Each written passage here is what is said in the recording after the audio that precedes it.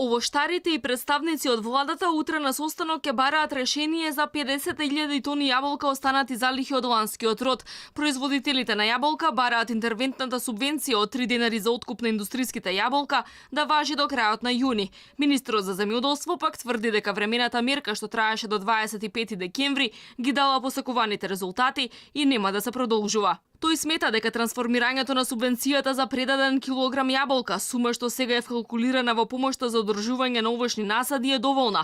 Тоа значало дека јаболкарите за одржување на насадите наместо 33.000 денари ќе добивале 41.000 денари по хектар. Министерството и вчера беше на терен за да констатираме за колкави количини станува збор, да имаме во цело сликата, за каков квалитет на јаболка станува збор, за да наоѓаме и на други начини со сите инструменти можности за пласман на јаболкото.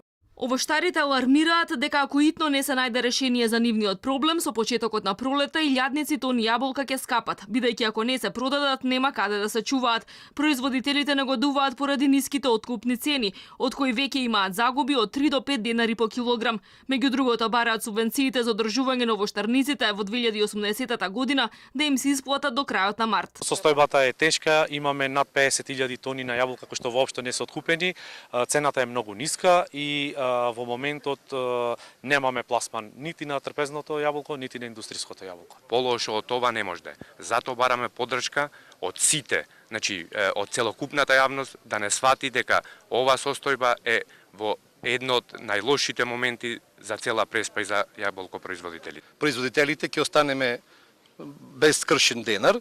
Дали трговците профитираат? Веројатно профитираат. Кој му овозможил? Веројатно некој му овозможил. Преспанските овоштари со месеци алармираат за проблеми со откупот на јаболка. Последен пат го искажаа својот револт пред само 3 дена и излегоа на масовен протест блокирајќи го магистралниот пат Битола-Ресен.